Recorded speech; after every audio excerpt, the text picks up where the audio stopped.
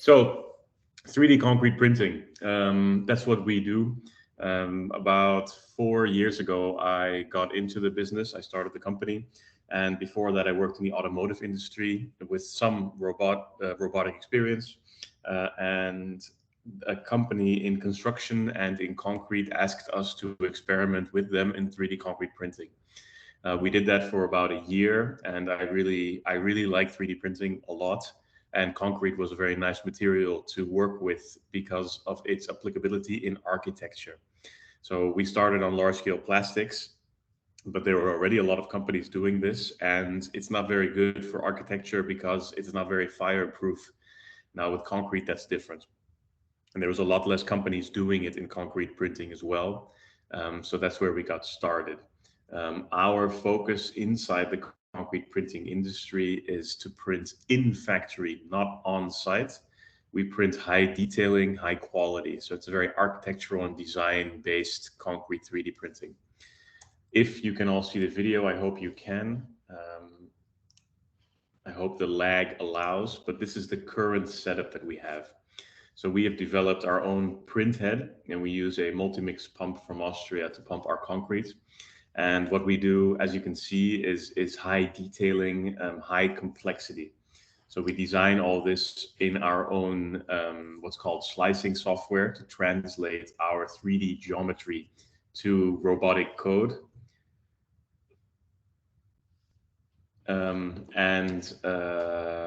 We use our proprietary technology to translate this into this concrete printed object. We use robotic concrete printing machines only, so we don't do gantry machines, and we don't do any sort of in-between spider style machines or whatnot. And I'm just gonna get a quick check if I'm still, yes. Let's see if we can get the next slide. You can still hear me well? Yeah, great. Good. Okay. So to show you what do we do, what do we use to apply this technology? Here's some projects that we started with. This is one of the first projects we did. And when you start in 3D concrete printing, when you design your own mix, it's relatively simple to design. We could do it without any concrete experience, so it's relatively simple to do. The problem that you have is if you don't add an accelerant to the concrete, you can only stack about 40 centimeters high. So our current concrete 3D printing mix has 4 ingredients. One is river sand, 2 millimeter grain maximum, Portland cement, water, and 1 viscosity modifying agent. That's the basis of our mix. That viscosity modifying agent makes the material stack to about 40 centimeters because it makes it like peanut butter. That's your basis. So when we started like that, we couldn't print any objects very high. We could only print very short objects. But this project is a very good example of what you can still achieve. So we had no robotic experience really and no concrete experience, but this object is designed with what's called parametric modeling. So we have a software in which we don't design the object, but we give a set of rules. So we say, I want a wall to be 3 meters wide, 1 meter high. And I want the computer to divide the wall into this many sections. And I want those sections to be able to carry their own load. This we can design in our software. And it creates this pattern, what's called a Voronoi pattern. Now, what's very nice about this is that every single object in this print was only about 5 coordinates, right? They're very simple blocks. And they're not very high because they're printed on their side. They're only 20 centimeters. Now, what's nice about this parametric design is that when the building was finally completed, this left wall turned out to be 1 meter longer and the right wall 1 meter shorter. And we only had to change 2 parameters in our software. These 2 parameters were changed. All the blocks adjust automatically, and the code is generated automatically as well. So we don't have to do a lot of rework when there's changes involved in this digital workflow. So this is a standard digital workflow for 3D printing and 3D concrete printing with a nice result on a very basic level, right? So if you buy your first printer, this is easily achievable. And we started to do a project with the Technical University of Ghent. And this is a project with a technique called topology optimization. Now, what happened here is we took a bridge and we told the computer we want to go from A to B, and we want to carry this much load. And what the computer then does is generates a cube, or an elongated cube in this case, sort of square block, and it will subdivide those into voxels, so very small blocks, and it will remove them one at a time and do structural load testing digitally to see if the bridge will still hold. And what you then get is a very organically designed shape, because a tree does exactly this. When a tree grows, it will only use the material that it needs to sustain the forces of wind and other environmental conditions. So we do this for a bridge simulation, and you get what's called biomimicry. Now you get very organic and round forms, and these forms are difficult to make by hand and expensive to make by hand, because making these molds is expensive. But the robot doesn't care if it's printing something round or something straight. Straight's actually not very good at it. It's very good at round things. So we're able to reduce the amount of weight in this bridge by about 40%. So here you can see the structural analysis done by the Technical University of Ghent. You can see where the stress loads are. And then this is the final bridge that we did in sections. It's then filled with concrete and even sections of rebar. So you could easily put an elephant on this. It's not going to break. All right, it's very overdimensioned, but it's using a lot less material. So that's very nice. So we've had parametric architecture, meaning the digital workflow. And this is topology optimization, which means introducing less material into your final structure. Now, what I always say when I explain concrete printing to people is that nobody wants to buy anything because it's concrete printing, except me, because I really like 3D printing. You always have to add something extra to it, right? So either you do a minimization of material, or you do a very nice looking object, or you do a very difficult shape, right? So you need to have something extra that you're doing, or a multiple of those, to make it interesting. Now, what we do well as a company is we create very complex shapes. So as you can see here on this print bed, this is not your standard concrete printing. This object here, I'm not sure if you can see my mouse, but the object on the left-hand side, you can see that it actually starts very low and it ends on a very high point. So there's something called non-planar printing, right? Most 3D printing is parallel to the ground, and you do layer by layer by layer by layer by layer. So this is what's called non-planar. So we're actually curving the way that we print our objects. And this curving we can do in two ways. Either we can move the print head straight with the object, or we can even move the print head around so that it runs parallel to the surface. Now, this is one of our strengths. So these are very complex objects that we create with the technology that we've made. There are two different types of technologies in concrete printing: your standard one component mix and your standard two component mix. I'll explain more about that later, but know that the technology we've created is a two component mix. That means our concrete runs to our print head, then an accelerant is added, which means it hardens very quickly, and thus we're able to create very complex forms. This you cannot do with standard concrete printing. The object I explained to you just now is that curved object, very complex. That's something that we used to install this pavilion that we printed. So we made 8 separate elements that are highly complex. They're very thin and very long. They start very low and they end very high. There's a curve in the object itself, and there's actually a second curve, so it's double curved. So it could not be much more complex. And what we created was a shell structure. So again, this is the interesting addition to concrete printing, is we did what's called a shell structure, which means we were able to circumvent the problem of rebar. So oftentimes the big issue with 3D printing is how to insert rebar into your print. Now there are a few ways to do that, but one of the ways is not to insert rebar. So we 3D printed a pavilion that's an egg shape, so it's a shell structure, so no rebar was required. Now what's also very interesting about this picture before you see the end result is that 3D concrete printing doesn't necessarily have the need for form work. So often when we use concrete, we have to make a wooden mold before we pour in the concrete, and that's how it retains its shape. This wood mold can often be discarded or used maybe twice. So there's a lot of wood waste involved. As you can see from this picture, there is no formwork waste involved at all. So this is all temporary scaffolding and temporary formwork that can be removed and reused later. So that's a nice demonstration of how formwork can be reduced when using concrete printing techniques.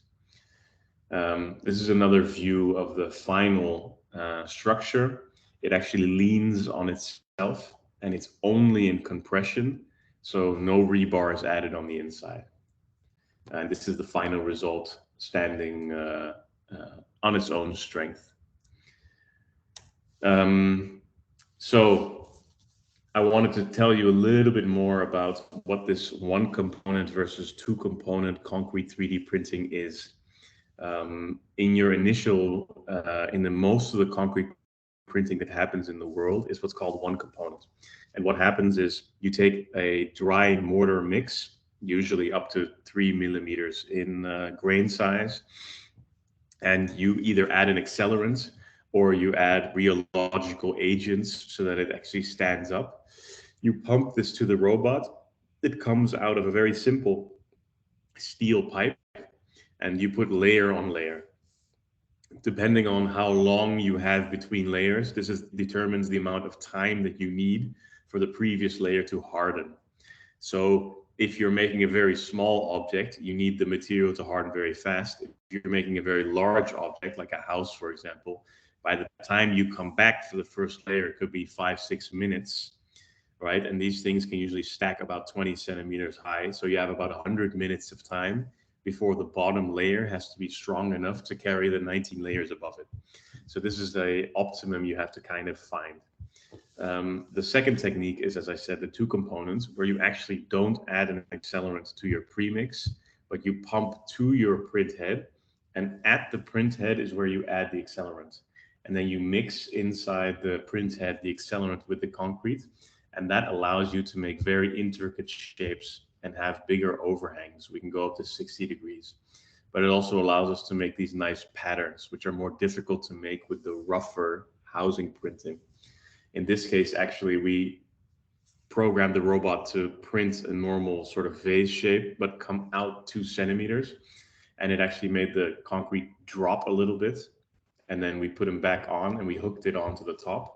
And because it hardened so fast, we're actually able to create a sort of looping structure on the surface.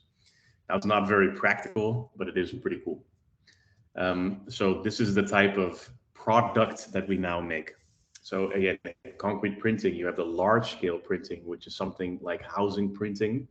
And then you have the smaller scale, usually indoor printing, which is what we do. And the business cases for that, amongst others, are these highly aesthetic things. So we're developing a line of flower pots now, which will later be a line of columns, and then later a line of facade elements. So that's the sort of structure. So for this one component technique, you want to print things that are about 1 meter wide and bigger. And for the two component thing, it's very useful for anything less than 1 meter wide, basically, right? This is a rough estimate of the sort of frame that you're in. You all know a lot about, or probably have heard more about 3D printing of houses. So I wanted to show you a little bit about that. It's not something we do for a lot of reasons. This is Icon, which is an American startup that has gotten about $400 million of investments, and they make a gantry style printer. So these are on rails and they run across the entire length of the house while printing.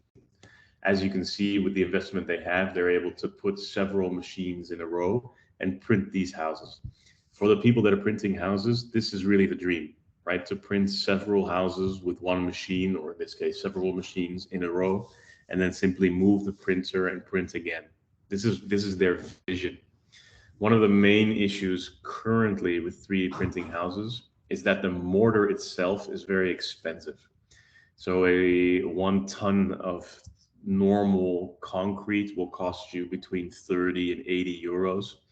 And 1 ton of 3D printing concrete will cost you about 500 euros. So if you print a house like this, you have very, very high material costs, which make it very difficult to sell such a house with a profit. Currently, none of the houses worldwide that have been printed have been sold with a profit. These are all still demonstrator homes, they're experiments. There's a lot of investment involved to create the hype. There are some advantages of printing houses that I've come to learn. I'm not the biggest proponent, but you have the possibility of having less mistakes potentially because the printer just does what it does. You have less labor involved potentially. You have certainly more form freedom, even though this could be a drawback. It's not straight necessarily. The corners certainly are straight. But these are potential benefits. Drawbacks include the high material cost, no standards currently in the market for what is acceptable for a concrete printed house, but they will come. There's still a lot of shrinkage cracking. So if you print a very long wall such as this, there's going to be a lot of shrinking tension across the wall and you're going to get shrinking crackage. So most, if not all of the houses that have been concrete printing have um, had a lot of cracking in the walls after, right? So this is another issue that probably will be solved, but it's an issue right now. So we're still discovering really how to make these things. Now, printing like this on site has some advantages, of course, right? You have less logistics when it comes to the finished parts for the on-site application. However, as you can see, there's quite a lot of logistics involved with all the other things that have to come to site in order to print something. So logistics is a benefit of printing on site, but another challenge when it comes to all the other things involved. And a big challenge of printing outside is the varying environmental conditions. So if it starts raining, it's very difficult to know your print quality, to guarantee your print quality, right? Pouring concrete outside when it's raining is also an issue because added water obviously changes the properties significantly. So this is one of the issues. I mean, these guys are in Texas, where rain doesn't seem to be much of a problem. But in a lot of places, this is an issue. Wind is another issue because it dries the concrete. Heat is another issue because of sunlight, for example. It could heat your concrete. Wind will cool it down. So these changing conditions make it difficult to predict how the concrete will react. That's one of the reasons why we print off-site. So we are specialized in printing in factory. This means we can better control the environmental conditions and we have less problems with the machinery to move the machinery around. Another building is this building here in Germany, and this building has about 100,000 euros of concrete alone in it. Now, if you want to sell a building like this for 500,000 euros, it becomes more and more difficult to make a profit if 100,000 euros is the material alone. That's not including the printer or the print time or any of the other logistics that go on around that. But it is a good example of what a 3D concrete printed home could look like. Now, there's been speak of with Icon in the USA and other countries that 3D concrete printing is going to solve the housing crisis or going to solve homelessness. I don't think so. I think these are unique buildings to start with. I'm very much convinced that we have to play on the strengths of 3D printing that we see in other industries also. For example, when you look at plastic or metal printing, the form freedom is what makes it so interesting. And the amount of variation in objects, prototyping, is what makes it very interesting, right? Making a lot of different things.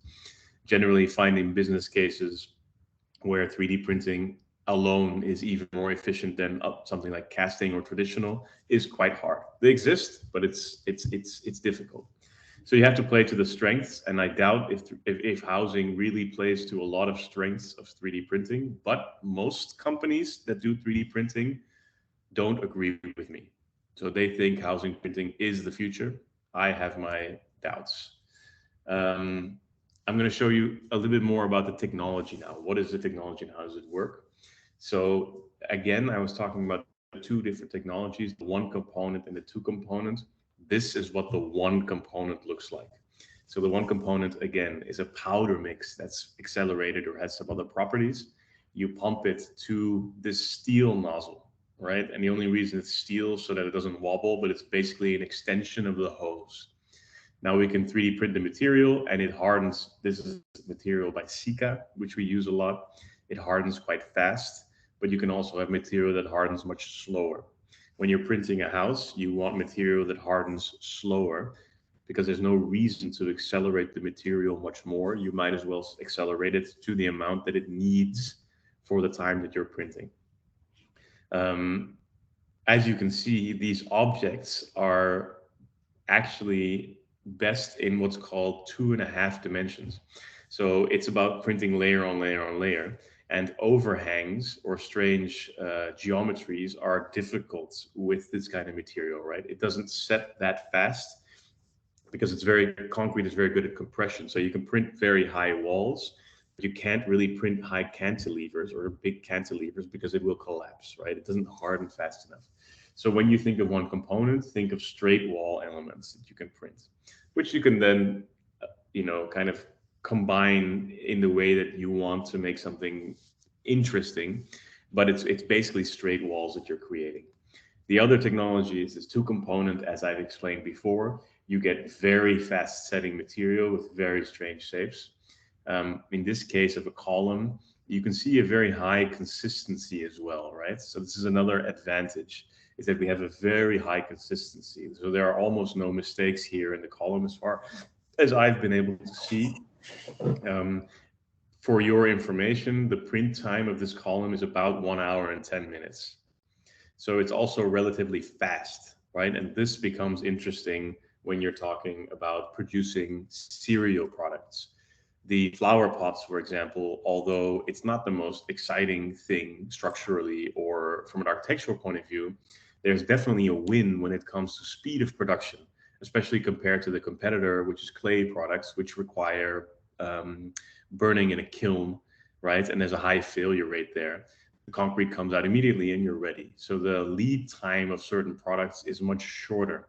This in combination with the digital workflow and the much lower costs for producing prototypes of products, because you don't need to make any form work. So if there are any precasters amongst you, that's the interesting thing for precasting, is to avoid the need for expensive form work for particular products. That's what makes it interesting. And also what we do with this column, for example, is we've made a very nice looking column and it's hollow. What we do afterwards is we insert rebar into the column and then we pour it with traditional concrete. Now, traditional concrete is much cheaper, so we insert rebar and then we pour, and we have what's called the lost formwork technique. So the column actually stays in place and is both a formwork and the final product, right? So it's the aesthetic appeal of the thing that makes it the final product. And this also adds value to the product. In terms of the technology that we have a range. So we specialize in robotic 3D printing, as opposed to the gantry style printing that you've seen from companies like Cobot or Icon. These machines are very large, they're very expensive. And in my opinion, the only reason not to use a robot is if your objects that you want to print are so big that the robot cannot reach it. For all other applications, a robot is better because it's more flexible. In addition, so a robot can move on 6 axes, right? That's why it's much more flexible than a gantry that can only move on 3 axes. In addition, if you use robotic technology, there's a very high likelihood that you'll have local support. For example, we use ABB robots mostly, although we also can work with other suppliers. And then you have a global supply network for spare parts and local service. This is also something you don't have when you are using a gantry machine, which is often built by a single supplier. So if you have issues, you have to contact them. This is nice for robotics as well. Another nice plus for robotics is that they've been around for 50 years. So they are a proven technology. These robots are all made for automotive industry application, or mostly for automotive applications. So they're not specifically built for concrete printing or 3D printing, but we are misusing them. But their speed and accuracy is so high that it's more than enough for 3D concrete printing. The lineup that we have is as follows. This is a normal 3D printing robot for us. This one we have put on rails, so we can actually move the whole robot on what's called a 7th axis up and down.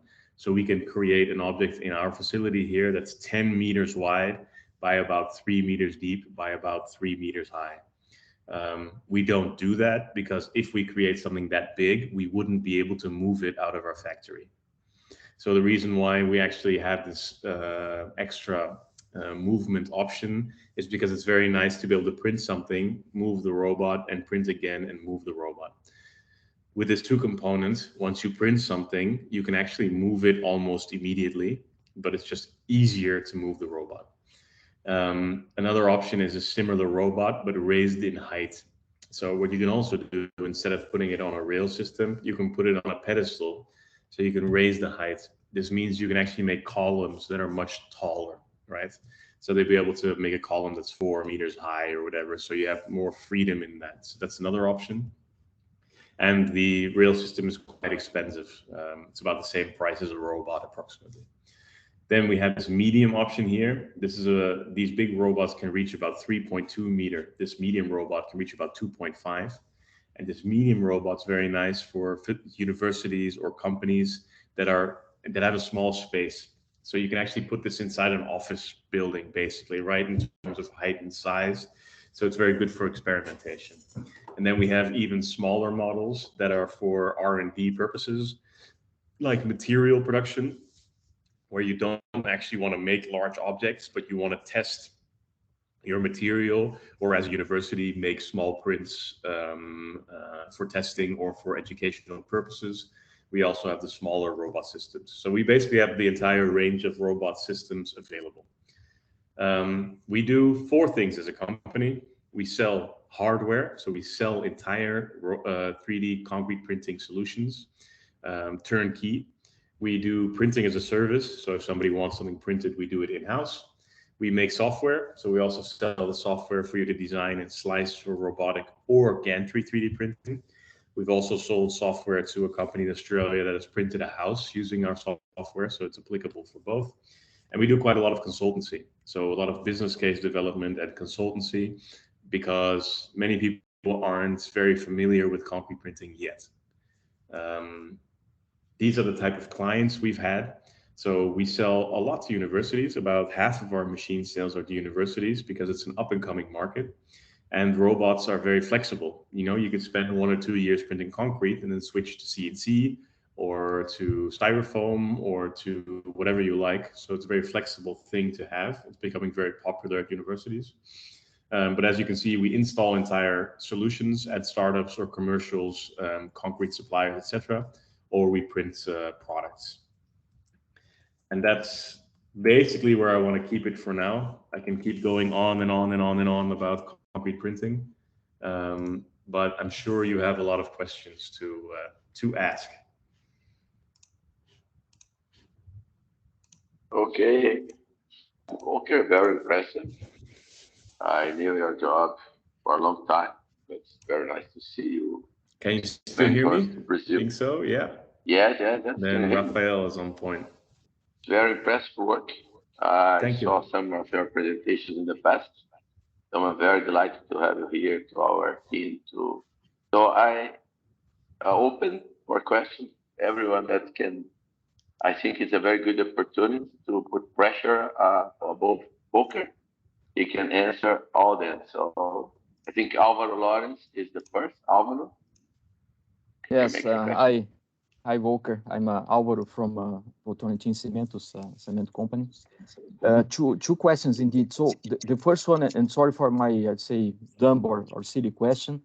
I could not really understand having a separate injection of the additive, that means the two product. What does it help in terms of changing the shape? So I understand that improves the quality of mixing and so on and so forth, but what does it help in terms of having more complex shapes? That was the first question. And the second one, which is valid for both methodologies or approaches, do you use any kind of metallic fiber or nothing whatsoever? Okay, thank you for your question. I'll answer the second question first because it's easier. We don't use any fiber right now in the mix. It is possible. There are concrete printing standard mixes, for example, from Heidelberg, that have fiber inside. One of them, the things about fiber that's not nice is that your pump gets clogged, right? That's never nice. But it is good for shrinkage cracks, of course, and transport. Steel printing with 3D steel fibers has been done, but steel fibers are difficult to pump through a progressive cavity pump anyway, right? So it's not a preferred method, but there are options, right? So fibers are possible. In terms of explaining why the two component is able to produce more complex objects I'll take a little bit of time to explain that. So when our concrete comes out, our print head, it's mixed with this accelerant, and it's a very aggressive accelerant. So the original accelerant type is used for actually spraying concrete in tunnels, right? When you build a tunnel and you spray concrete, it has a very aggressive accelerant, and you can actually spray basically vertically to about 30 centimeters of concrete, right? So this accelerant is used. So it sets within about 30 seconds. So that means that if you're printing an object that's this angle, right, by the time the second layer comes on, the first layer is already basically hard. So it kind of sticks to the next layer, and it's basically hard. And then that's how you can build out. If you're not accelerating that fast, if your material is taking about 10 minutes to set, then every time you add that second layer, it's going to fall off because it's not setting fast enough, right? So this is important. Now, making a two-component print head is not only about making big angles, right? That's one of the benefits that it has. We initially actually invented it because we are not good at material science. So we didn't know we didn't want to change our basic formulation because our concrete mix has those 4 ingredients, which is one of the big advantages of that is that it's very simple and stable. Many of the commercial mixes out there have 10, 12 ingredients inside, which is amazing, but adds a lot of complexity and a lot of fluctuation in the material, import that's coming in. So I wanted to keep the material basis simple, and because I've had a lot of experience designing that material, and I know how much work it is, I didn't want to change anything in my recipe. So we thought, okay, if we add an accelerant to the print head, which can be done, for us, it was an easier way to kind of discover how to go more than 40 centimeters, right? And then it turned out that doing that actually gives us a lot of potential to make very architecturally strong things. And that's something that we like doing anyway. So it was a bit of a good fortune that that is the path that we chose.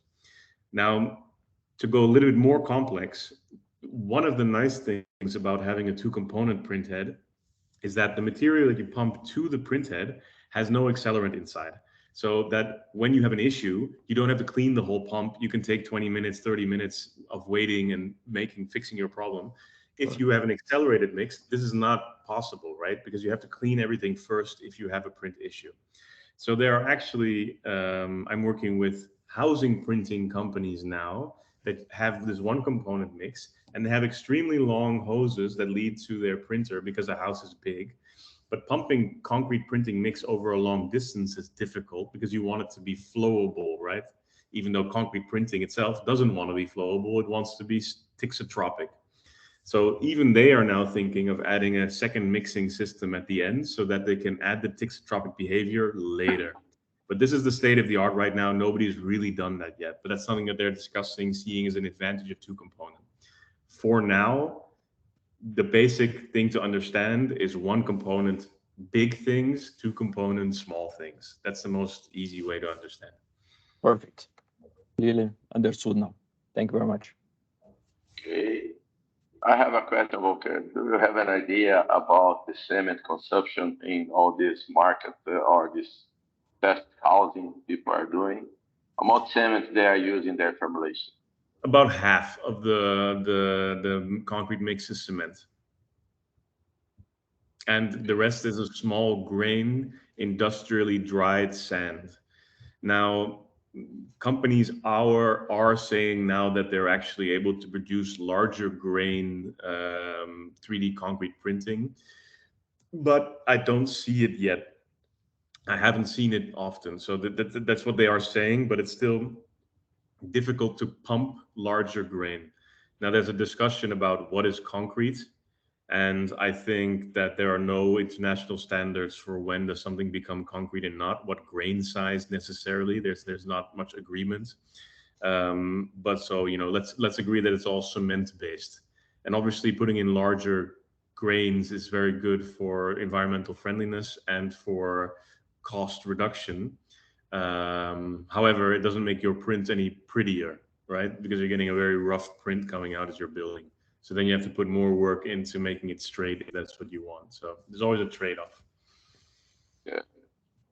In fact, one of the aspects of this group is how to reduce the materials costs for our reality. We know that for any kind of application.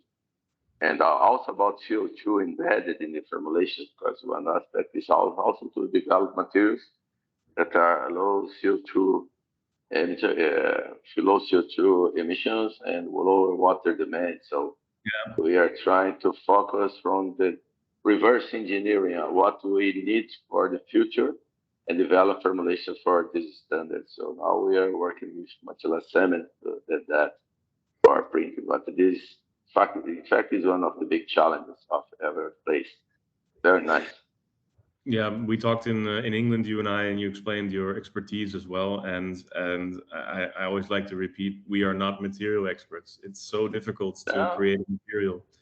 So it's we're more of a hardware expert. So it's always going to be local material at the end. So I agree. There's no way to have one European material flying to Brazil. I agree. So we need to develop local for our society. Other questions, people? Have any ideas? Vanderlei? No, thank you for... Okay, I'm from colleague from Rafael, so he's going to say that. So I'm not really a guy from rheology, so I'm going to... just two questions. It was excellent presentation. Thank you very much. It's very rare to see someone really speaking out what are the problems, and people are getting the wrong impression, and people are thinking everything is easy, and well, the Chinese are doing, they see the YouTube, and they got very, very excited. And the worst thing you can do when you are doing innovation is play down your difficulties. You know, I think that's very brave from you, and it's very beautiful products you have. I'm really impressed. I think people are impressed with your presentation. Very generous of your time. But there are two questions. First, two comments. I think first is a comment. You know, cement is formulated to start to set after 2 hours, and then you go there and we put an accelerator. So maybe we should start rethinking that. I think we cannot imagine a new processing route that is radically different from the mixing in a drummer and pumping or moving in a truck for 2 hours and then pumping again, using the same base technology. And so I think cement industry is pretty much addicted to one product fit it all, and that's not the case. I think we should rethink that. The second thing is we are dealing with a brittle material. You mentioned the cracks, and then they are a real problem. But the question is, you mentioned that there are one or two things of adding reinforcement. Well, fibers, they mess up with the rheology. They will pretty much hurt your finishing because it's not going to flow very, very well. I think you have elastic energy in the fibers and disrupt the flow. And then I think the idea of making small components and assemble and then put the rebars is the one that is catching up. But I'm really dreaming for a printer that we can print somehow some reinforcement at the same time. And there's anybody cracking down? What are the roots? Are composites? Are steel? What's going on that? So it's a good question. Thank you for your kind words also. I think I've been told Dutch people are pretty straightforward. So maybe that you get in my presentation too. But you know, I started the company with no investors and no partnerships with companies either. So it was we were just trying to discover what we can do, you know, and become successful in that. Luckily, there's a big demand for making machines, and so we went to make machines. But in the end, we're good at making machines, but we also like to make products. And I think in order to make a good machine in this early innovation, you have to also make products, because you have to know what needs to work. So in order to change the machine, so there's definitely a trade-off in that going on. When it comes to rebar, I'm not from the construction industry. I'm not a structural engineer, so it's not something that's close to my heart initially. Same thing with rheology, right? So I'm learning a lot of things about this. We're doing stuff now. For example, today we had discussions about printing foundations and balconies, and then these questions become important. So one of the ways we solve it now, as I said, is we print a hollow structure, insert traditional rebar with traditional pouring of concrete. I think it's a good way to avoid problems and a good way to adhere to concrete standards now. What we're also doing is inserting rebar by hand while we're printing, which is very easy to automate by robot, obviously. So you can automate it by robot as long as the object allows you to do this in the geometry, right? There is a system where there's a steel roll developed a few years ago in Eindhoven, and it lays a steel wire along the horizontal path, which is not vertical, but it still creates a sort of coil, so that's okay. The university is also very good at structural engineering and concrete printing here. They now have a machine that drills a metal rod into the print, so you get a sort of rebar over a distance of, I think, about 60 centimeters. Then there are different techniques for concrete spraying around mesh molds. So basically you create the mold first, and then you come with a concrete shotcrete machine to do it, right? So that's what's going on in the market now. Carbon fibers, carbon inlays, these things, I don't see that much of, to be honest. Thank you. Okay, we have other two questions. Brito, can you make your question? Yeah, of course. Great presentation first. Well, I imagine that the cleaning of the equipment is very important to avoid clogging. How is this cleaning done? Good questions. That's the right questions. So to set up the machine, in our case, we use a single progressive cavity pump and the print head. You need about one guy for about 30 minutes. That's to set up the machine. For cleaning, I recommend about 2 guys for 30 minutes. You can also, let's say 2 guys for 45 minutes. You get good at it after a while. What's also important in this case is to have a dedicated cleaning area. So something where you can separate the concrete from the wastewater, right? It's something that many concrete industries are struggling with. And it's something, as I said, I'm not from the construction industry, and I'm very surprised by the lack of standardization when it comes to treatments of wastewater from the concrete industry. So I'm working really hard to try and find the best solution for our cleaning, like a drip tray or a sediment settle position. And I'm surprised by the lack of standards. So I know a lot of people in the industry now in Holland, and I call them, and everybody has their own different solution. So this is something that we're struggling with too. But the cleaning of the machine itself, you should be done in about 45 minutes with 2 people that know what they're doing. Thank you. Another question from Esteban. Hi, good morning. Thank you for your presentation. My question relates to the last one very much. I would like you, if ever possible, to go with a little more detail about the print head, the mixing of the 2 materials, And about the cleaning, you mentioned that you don't have to clean immediately the material that it's in the pipes, the tubes, but of course I imagine the print head where the material is already mixed with the accelerant, it should be a much more critical matter. And if, well, I imagine the print head must be disassembled to get cleaned. If you could extend a little bit further in this matter, please. So there are, yeah, that's a good question. Thank you. So the print that we have is basically the concrete comes in and the accelerant comes in. When the accelerant touches concrete, there's an immediate reaction. So you have to break that reaction as fast as possible. Now, there are basically two situations in which you have to clean the print head. First of all, you're done with printing. In this case, what happens is you add some water to the initial concrete and you just make it more wet, and you stop the accelerant and you switch to water. So we add, we pump water in, a little bit of water inside instead of accelerant.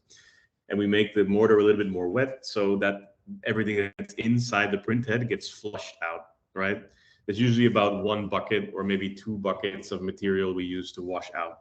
Once you've done that, you have all the time in the world because you can just unscrew it. There's 3 screws you unscrew and pull out, and you bring to the cleaning area and you clean with a pressure hose or with a tap, right? Just normal water. So that's if everything's going right. If you have a problem or you're experimenting a lot or you're doing weird things, you might have a blockage somewhere, right? This doesn't happen anymore from the accelerant because we've done it so well that that's not where it gets blocked. But if, for example, you're doing experiments with all different materials, you could get a blockage inside the printhead itself. In that case, what happens is you turn off the machine and you can unscrew it and pull it out. And the concrete that's inside is not hard, but it's like a cake. It becomes like a dry cake, right? And the worst thing that can happen is you need to take a screwdriver and you need to push it through. So it's not hard, but it becomes like a cake, like a really, really dry cake, right? That's what it is. So it's not the end of the world. We've never thrown away a nozzle, and we've also never lost a hose. So our hose doesn't break. We've always been able to save our hose if we have a blockage. When you do the one component, that's not necessarily the case, right? There are even people printing with accelerant and retardant in the mix, a competitor in Holland as well. And when they have a blockage, the hose immediately hardens, and that's it. End of story. You can throw away the hose. You can buy a new one, right? So what's important to say also to the group is that this 2 component, what we do, the system itself is more complex than the 1 component, because the 1 component is only a steel tube, right? So that's relatively simple. It's either your pump has an issue, your hose has an issue, or the steel tube has an issue. But with us, we have the print head and another control system, right? So it's all controlled from touchscreen and it's monitored really, really well. That's another advantage. A lot of monitoring going on, a lot of sensor data, but it is a more complex machine because it produces more complex objects, right?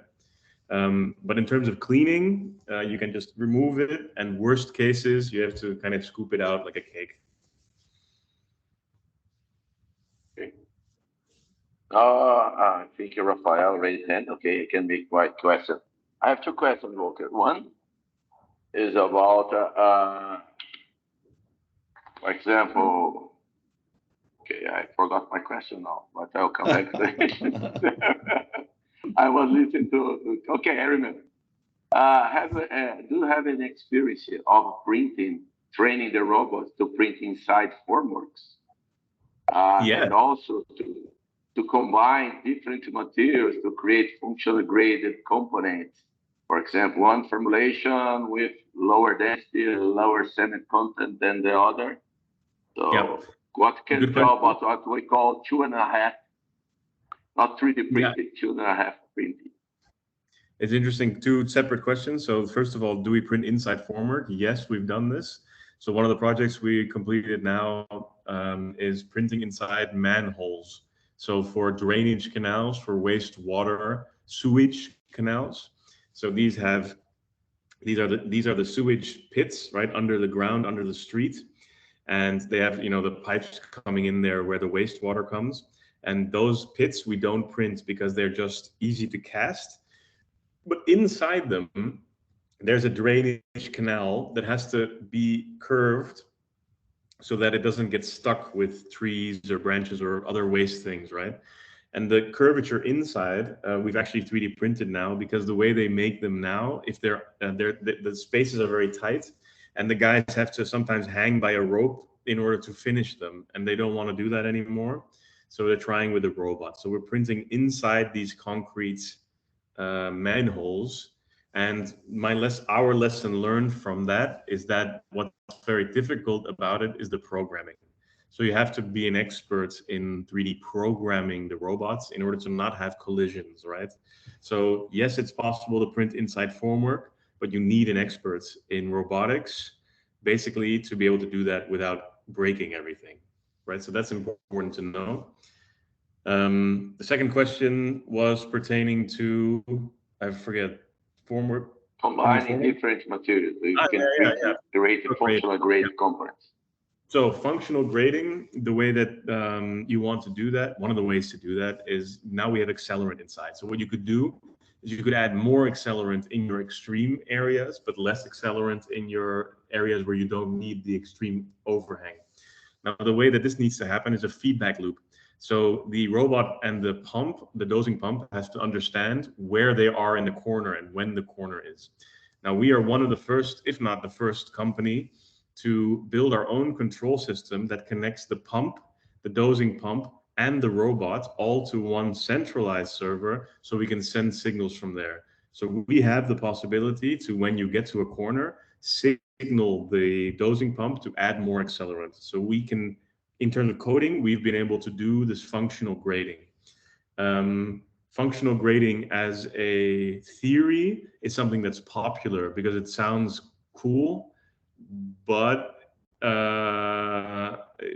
are many other issues to solve first, right? So it's a very futuristic thing, and I've done with plastics, I've done with concrete. I've been involved in projects where they wanted to combine everything in one print head and make it magic. It doesn't work. So you need a very specific case in order to really need this functional grading, but it is possible. And my other question should be about the flow rates. When you compare 1K system to 2K systems, what are the expectations about how much volume of concrete you can apply per minute, per hour, for example? The volumes? Yeah. We print about, if we want, about 1 ton per day. That's basically, if you want to print maybe 1.5 tons per day.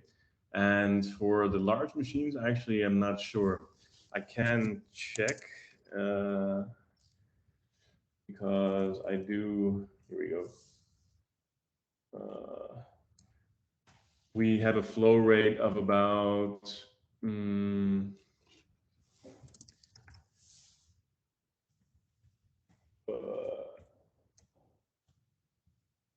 flow rate close to, about 10 liters per minute, and you can increase this to about 60 liter per minute. So you can do a lot of volume if you have to, right? So let's say we do a ton a day. Let's say you can do 6 tons, 7, 8 tons a day with one component if you're really pushing. But it's not my area. Like the bigger concrete printers have better data on that. We don't do those big volume things. Okay. Any other questions, guys? Diana? You guys want to know the price? Of course. Not, remember, we are Brazilian guys. We cannot pay European price. So be gentle. Be gentle for me. No, I want to buy a robot, but I can't. I need to be capable to pay it. But you get a special price, Rafael. The rest. Thank you very much. No, so there's different systems, right? So obviously, I'm expert in robotic systems, not in the gantry system. So for a gantry system, you need to think probably around the range of 400,000 to 700,000 euros, right? So these are large investments. For a robotic system, for all the bells and whistles with a 2-component print head like we have it on rails, the full thing, you're looking closer to 250,000 euros. The one component is much simpler. So a basic one component you can already do for 140,000 with robots. And there are also options to get refurbished robots that can bring the price down a little bit. And then the small systems, the one for universities, they're around 60,000. So that's basically roughly the range of what you should think of. So this is the price for Europeans. Now you give a discount for Brazilian guys, and then we talk. Yeah. Turn off the recording, Rafael. We can, okay. We recorded the price, so we have the target. So now we start the negotiation. Okay, if we don't have any other questions. So Volker, it's always a pleasure. I hope to talk to you in 2 weeks, so we start our negotiation. Okay. Sounds good. Hey guys. Bye, guys. Thank you so much.